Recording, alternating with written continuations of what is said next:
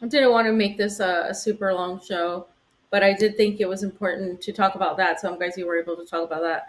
Then I think it's also important to talk about what I mentioned um, regarding the brokering of peace and rebuilding bilateral ties between Iran and Saudi Arabia, two longtime rivals, um, two countries that people thought would never, ever be talking to each other.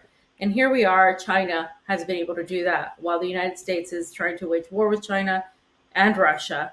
Um, this is what China is accomplishing. And I'm not here to just give all these accolades to China, but we have to recognize what is what. Like, it's not like I go around telling everybody how much I love Xi Jinping, because that's what the first thing people are going to say, especially in the conservative end, that, oh my God, you're praising China.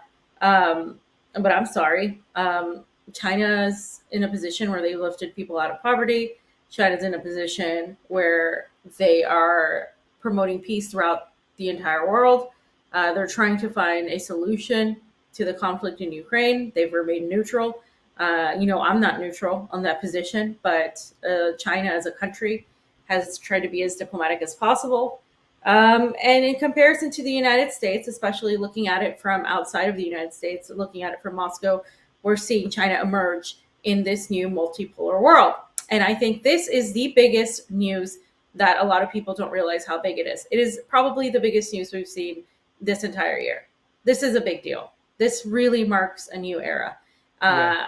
Uh, the SVB thing, yeah, it's big, but I think that has been hyped way more than really, because that was a lot. Every economist last year that knew was worth a dime was predicting a crash in 2023.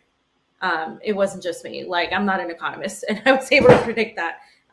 And so the this is like something that I think is also kind of shows why we are also going through this. Now, we can discuss whether or not that crash is manufactured or not. I think to a degree it is. I think to a degree they don't care about sinking everyday people. But this is, I think, the one thing, Pasta, that I don't think the West was predicting. I really, really do not think they had this in their cards, that they knew that this would happen. I think they're very smart and they've been able to manipulate a lot of things, but I really don't think the United States and NATO predicted this one. Saudi Well, Arabia and Iran are to yeah. restore ties in this China brokered deal. Did you want to say something before I go into it? Well, I think it just tied right into the actual dollar because this is what we're talking about. The reason why the dollar has any value is because that it's the petrodollar that we made a deal with Saudi Arabia a long time ago, which was to sell their oil in dollars, right? So American dollars are being used, and therefore that's what gives our dollar a lot of value. Now, if you watch the Convo Couch, you would have saw last year we reported on Saudi Arabia and Iran starting to talk about their embassies. We were talking about it. A lot of people didn't mention it. So when we saw this here, this was like, okay, this is what we talked about last year. It's coming to fruition.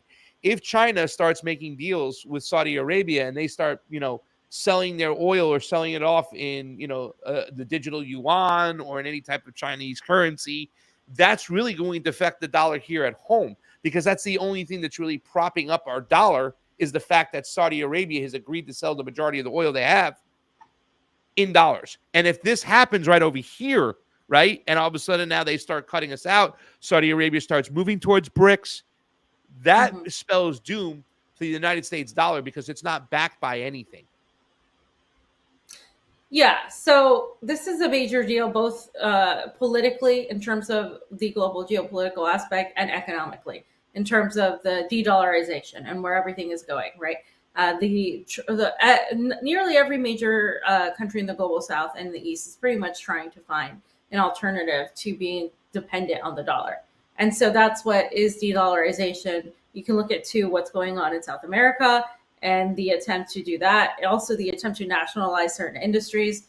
And of course, what Russia's been doing, trading rubles to rupees for the oil with Pakistan, India, and opening these new markets with China. This is pretty much caused by the United States and NATO's desire to isolate Iran, to isolate Russia, and to isolate China. In those ways, specifically Iran and Russia, they have found new allies, and this is again also a product of what happened last year, not too long ago in 2022, with Saudi Arabia in the U.S. So we're seeing all of that come right now. So, fam, if you can go down. So I'm just going to read I a do little want bit to of point this. out that that is what we talked about last year. This is what happened in Tehran, and this is when they closed the embassy, when the smoke rise fire. The Iranian protesters set fire to the Saudi embassy. We were kind of talking about what was the involvement of the Revolutionary Guard. How could they let this happen? But it seems like they let it happen, and that went into a spiral of bad relationships. But now to bring it back to the table 7 years later, this is looking very positive for Iran and China and Russia, and it's looking very bad for the United States. Go ahead, buddy. Sweetheart. Sorry. I mean, fam. My bad. So after 7 years of tension, Riyadh and Tehran will reopen embassies and revive a 2001 security agreement. So Saudi Arabia and Iran agreed on Friday to resume diplomatic ties and reopen embassies within the next 2 months. This is big. The embassies being open, going from closed to open, is a huge deal. Relations between the Sunni kingdom and the Shia Republic broke down in 2016, as Pasta mentioned, and the two powers have backed opposing sides in multiple regional conflicts. So this isn't just Sunni and Shia. This goes beyond that. The agreement came after several days of talks in Beijing. As a result of the negotiations, both countries agreed to reopen their embassies within a period not exceeding 2 months and to commit to non-interference in each other's internal affairs, according to a joint statement by Saudi, Iranian, and Chinese officials. Additionally, Riyadh and Tehran said they would resume a security cooperation agreement signed in 2001 and would work to enhance, quote, regional and international peace and security. So, as Pasta mentioned, they had severed diplomatic ties with Iran. Saudi Arabia had in 2016 after protesters stormed its diplomatic outposts following the kingdom's execution of a prominent Shia scholar several days earlier. So again, this has been coming. There were some talks held in 2021 and 2022. And they also had clashed on geopolitical issues. Saudi Arabia has close relationships with the U.S., while Iran has been sanctioned by Washington over its nuclear program. In fact, the United States has been calling this whole time for more sanctions against Iran. They're constantly talking about the Iran threat. That's what's been on the agenda. So the timing of this is extremely interesting because now we're seeing these calls to really, look into Iran, the Iran threat, the terror threat in Iran all over again, these terrorists, blah, blah, blah. Simultaneously, the rift that the United States had with Saudi Arabia, simultaneously, the conflict in Ukraine, simultaneously, you can't forget about Yemen, you can't forget about Syria and how the U.S. is stealing their oil. And now you have China, right? This global emerging economic power. I wouldn't say it's even emerging, I would say it's there. And then you have the de-dollarization going on, as well as inflation and just political, whether sabotage or just decline in the West, not just Europe, but also now, as you guys can see, the United States. So all of this coming together is a huge blow to the United States. It's a huge blow to NATO. It's a huge blow to the collective West and their power that they have. You can see it right now in real time dwindling. The empire is falling, is essentially what you're seeing. And a new leader has emerged, and that leader is China. Because again, like I've been saying, behind Russia, behind all of this, aggression towards Russia is really China, because China is the powerful economy here, more than Russia. And China, again, is a nuclear power that has once again reiterated its allyship to Russia and Iran.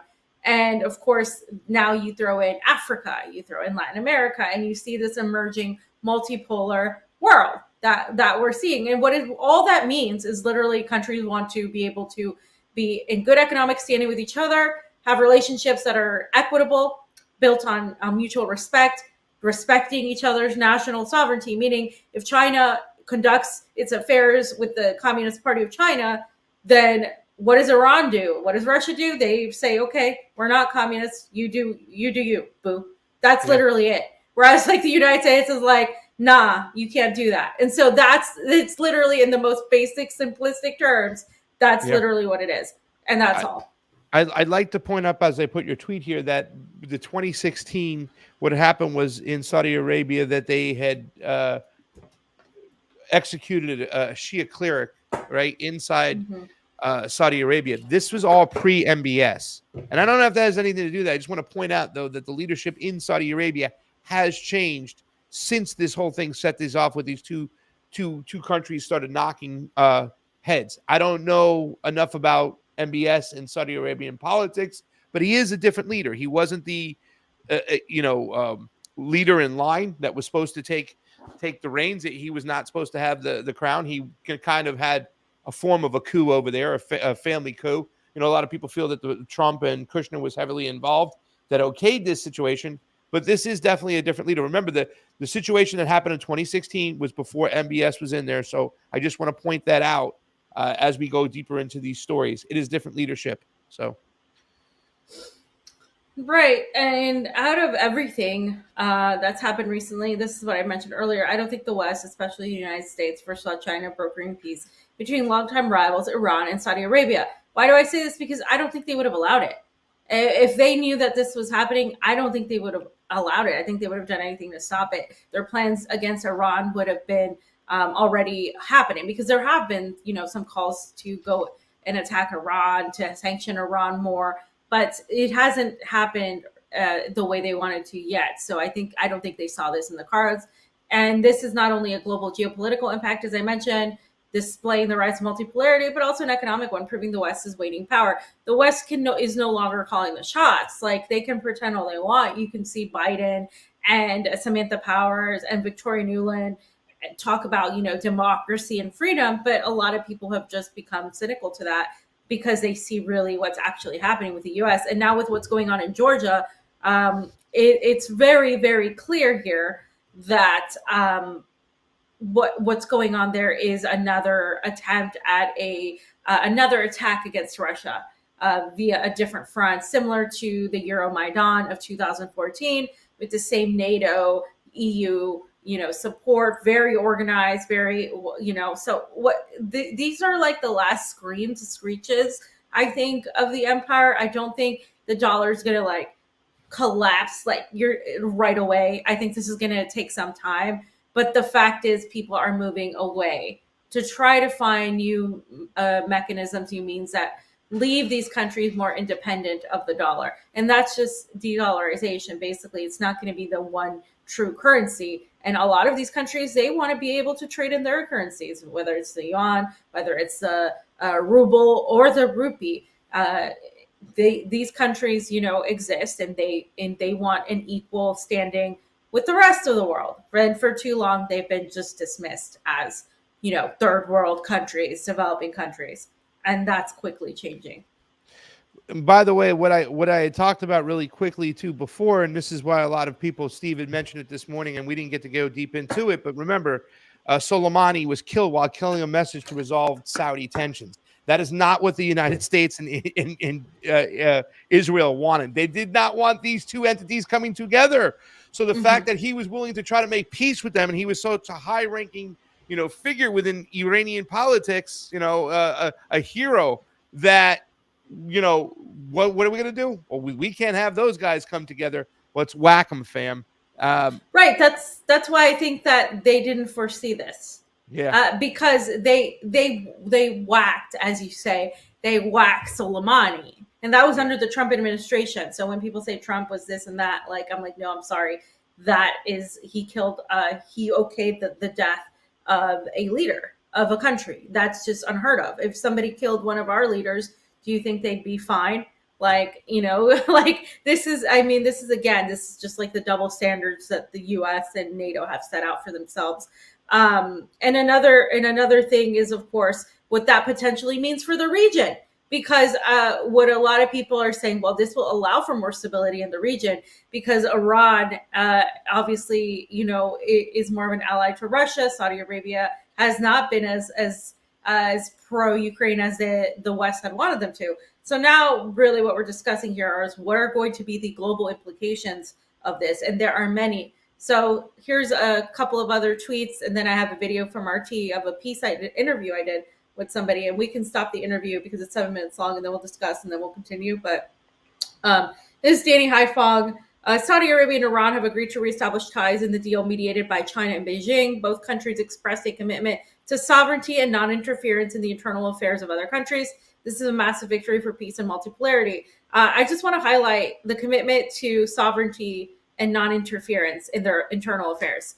Literally, if the United States were a country that would not interfere and would respect the internal affairs of these countries, it would have been the United States brokering this deal, like with China. You know what I mean? Like, it's not like I'm proud that our country is waging war instead of brokering peace. Like, I would want like our government to be doing that, but that's not what's happening. The opposite is happening. This is again, it's the government's own fault. It's the State Department's own fault. They're so arrogant by what they're trying to achieve politically, this objective that they're trying to achieve, that they're so blindsided by this arrogance where they think that they're invincible. And you see this with a lot of like actual human beings that are like psychopaths or like narcissists, where they think like nothing can defeat them, and literally like they fall by the dumbest sort of thing.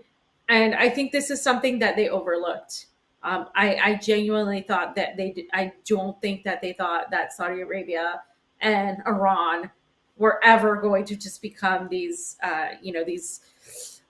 peaceful, cooperative countries together, because of the religious aspect of it as well. So the Saudi Iran peace brokered by China today may very well be the cornerstone of petroleum, i.e. oil being sold for Chinese yuan. Exactly. Obviously, this detente also paves the way for both Saudi Arabia and Iran to join BRICS. And BRICS is a whole other aspect of this entire thing. BRICS is rising. It's getting bigger. So imagine a BRICS with three oil giants: Russia, Saudis, and Iranians.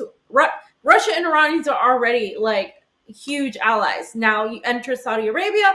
How hard will it be to create a new currency that's backed by oil and gas? Endless possibilities in a multipolar world. This is, I think, the biggest threat to the United States, because now, obviously, China is a huge threat, and they've said it as much. And they say, oh, it's our national security, blah, blah, blah. But it's more of an economic threat. Obviously, there's obviously military and a nuclear aspect with Iran and China. But now you have Russia, Iran, China, you have BRICS, all of these countries. I'm sorry, you have oil in all of these countries. The United States and NATO can't defeat that. They can't defeat that economically. They can't defeat that militarily. It's just a done deal. They had to realize that something was coming down the pipe. I mean, I think Iran knew, and Saudi Arabia understood too as well. Like, you know what I'm saying? A possible team up with these guys, can really help both countries out, finances. Why do they got to constantly, be in the coattails of the United States? I don't know where Saudi Arabia is at this juncture. I paid a little attention to Saudi Arabia. When I talk to people about Saudi Arabia, they have no clue what's going on. They don't even understand that MBS was not even supposed to be the royal crown prince. Like, he wasn't, part of the bloodline to do so, and that he took over, and then all of a sudden these other deals started happening. But how much courage can Saudi Arabia muster up, right? Because there was a thought process that, obviously we saw that Kushner and Donald Trump were behind the backing of MBS. They were cool with it. Saudi Aramco, the whole 9 yards. They gave them the blessing. Saudi Arabia would never do anything within their own country without the permission from the United States. They are a propped up monarchy in that region, strictly surviving because of the United States, and they have a shit ton of fucking oil. So there was a lot of thought process when Biden came in. Remember, we talked about this, fam, because we talked about a couple shows about MBS. Will Biden go back to Mohammed bin Salman, who was supposed to be the heir to the royal, to the throne? He was supposed to have power, which is different. I think there's two different things. I can't remember. There's the, they have like an Ayatollah position, which is like the king or whatever his job is. And then there's the crown prince, who kind of controls a lot of the aspects within the country. We said, will the Biden administration, when they come back in, because Mohammed bin Salman has direct ties to Langley. He's part of that crew. Will they put him back in, and will they coup MBS? That is the question right now. If they start taking payments in the digital yuan, or in the yuan general, in Chinese money, what does that mean for Saudi Arabia? Will the United States just sit back and let it happen? Yeah, I don't know. Think so. I don't know. Does the United States ever sit back and let something happen unless they already have something else planned? They don't. So again, this is probably the biggest deal in modern times that too many are not talking about, especially in the West. Unipolarity's death, and China is emerging new leader, and the end of U.S.-led diplomacy. So this is I interviewed a gentleman, and we can watch some of this interview and listen to some of what he says. He brings up a few great points. Carlos Ruiz Miguel, professor of constitutional law at the University of Santiago de Compostela. Welcome, Carlos. How difficult do you think it was to get Iran and Saudi Arabia to this point where they've revived their diplomatic relations? And how significant is this for the region of the Middle East? Well, I guess it was really difficult because the rivalry between Iran and Saudi Arabia is a very, or it was a very deep and very acute rivalry. So, and actually, both countries were at the edge of a direct war, and both countries are involved in a proxy war in Yemen. So it was actually I guess, it was very difficult to achieve this agreement. Moreover, I think that this will have enormous impact, not on politics in the Arabic Peninsula, but also in other areas, because it's the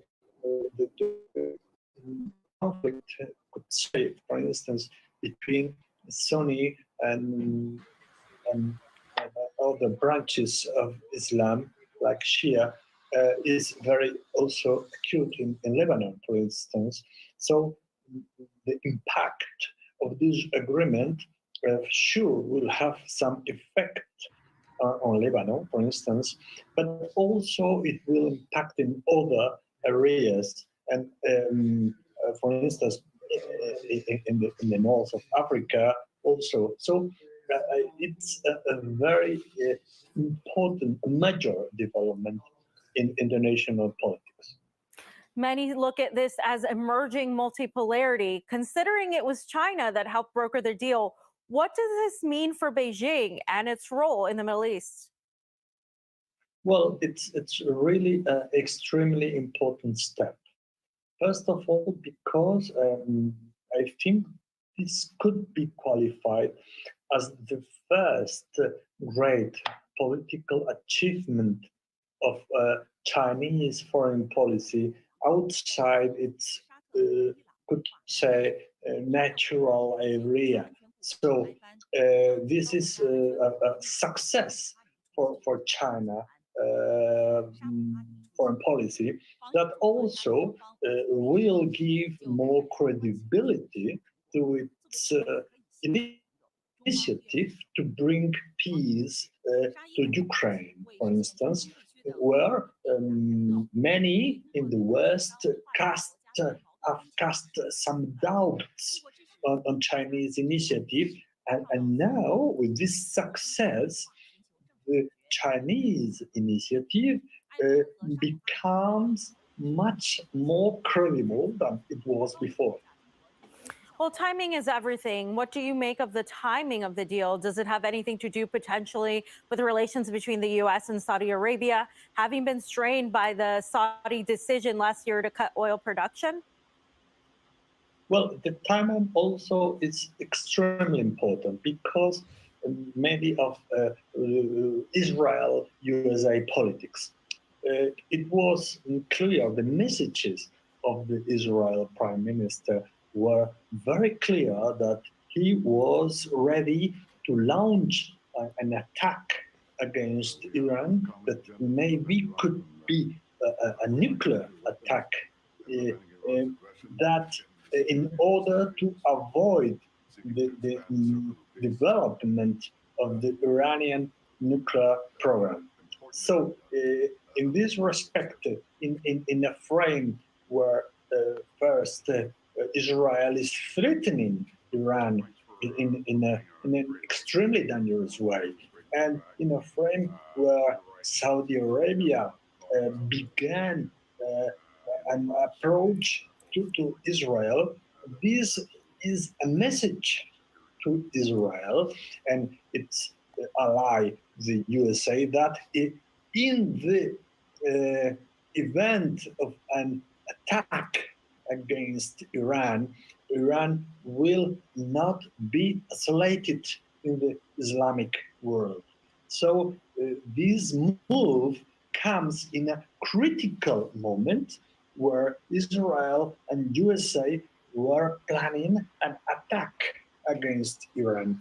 So I think this move could prevent eventually this attack, or at least will make the deciders in Israel and USA to think about this eventual attack and its consequences. Okay, so he made some really good points. There was three of them off the top of my head. This will also affect the region. So obviously Africa, the north of Africa, Lebanon. He mentioned just these relationships will definitely affect how the rest of the region plays out. He also mentioned that China has now brokered a peace deal between two countries. They're also pushing a peace deal between Russia and Ukraine. Now that's going to see, oh, well, China was able to do this. Maybe we should look to them to lead us to peace on this conflict instead of the US and NATO, who haven't really done anything, in the collective West, who have more so tried to ramp up the conflict. And then the last aspect, which I think is the most important one that he mentioned, and I want to hear your thoughts on this. The timing is what I asked, because the timing is everything. This is, of course, as the U.S. was preparing to really go after Iran again. And Israel, of course, we know has been going after Iran. Will this deter, put it kind of a step into the plans of Israel and the United States to going after Iran and the supposed Iran threat? Because now Iran isn't alone. Iran has Saudi Arabia, Iran has China, Iran has Russia. Will this sort of deter that situation? And could this also maybe in some ways, ramp up some of the warmongers that are hungry to go to war with pretty much anybody, right? Like that think, oh, there's a terrorist here, we got to get them over there so they don't get us over here. So it could go either way, I think. I've never seen the West to back off of something like this. They're going to continue pretending that it's okay, that Saudi Arabia is still, their go-to allies. I'm not saying that Saudi Arabia isn't going to do any dealings with the U.S. because that's not true. But this definitely puts an obstacle, I think, in the plans of going after Iran. Yeah, this can go so many different ways, right? Like, do we see now another talk? Remember when Khashoggi was killed, and a lot of people in the in the Congress, people like Lindsey Graham, a lot of conservatives were barking about it. Once again, I thought that they wanted a reason to find a way to make sure that they could push whoever's in the White House to put back in their guy in Saudi Arabia, like Mohammed bin Salman, because it might have gotten away from them, and this can spell doom for them. So do we see a rehashing of that? Like some more evidence comes up that, they did chop this guy up and they did put him in a briefcase. They were also supposedly pissed off of his CIA ties, and they thought that he wasn't loyal. That is Khashoggi. He wasn't loyal to the kingdom, and that he was playing both sides, almost like a Fiorella double agent, right? So they were pissed off about that. So what do we see? What comes first, the chicken or the egg? Do they start going after Iran and deal with Saudi Arabia after? Do they test the waters out and see how Saudi Arabia responds to any type of messing around with Iran to see where their loyalty lies? This can go in so many different directions, and I'm just gonna have to pay close attention, to see what's happening. But it is a different world. If Saudi Arabia is now stepping outside the box and saying we're going to do business with China if we want to, we're going to do more business with Russia if we want to, which they already had a kind of nice. You remember Putin coming in and giving a nice high five to MBS and them hugging and whatnot and stuff. But so it was like, they were a little bit like kind of like fenced off at each other, where they were like, okay, we have oil, you have oil, screw you, screw us, but we're still going to be cool with each other. They still kept the lines of communication open. So this is just so freaking interesting, but it's not as surprising as a lot of people were like, oh my God, this is so surprising. And it does lead back to why they whacked Soleimani, because they didn't want him trying to broker any peace deals between the two. But we knew a year ago that they were starting to look into opening up these embassies, and China was sitting down at the table with them. So it's just one of those things to be continued. Let's keep our eye on it and see what's going on, because any type of like separation from Saudi Arabia to now, let's say if Saudi Arabia and the United States got into a hairy war and they broke ties, what happens to our dollar? The only way we're going to save ourselves, as far as not we, but meaning the empire, the only way the empire is going to save themselves is going to invade some other place, like Latin America. I don't know. You know what I'm saying? Maybe rehash this, because Latin America doesn't have the oil, fam, but they got the lithium. So who knows?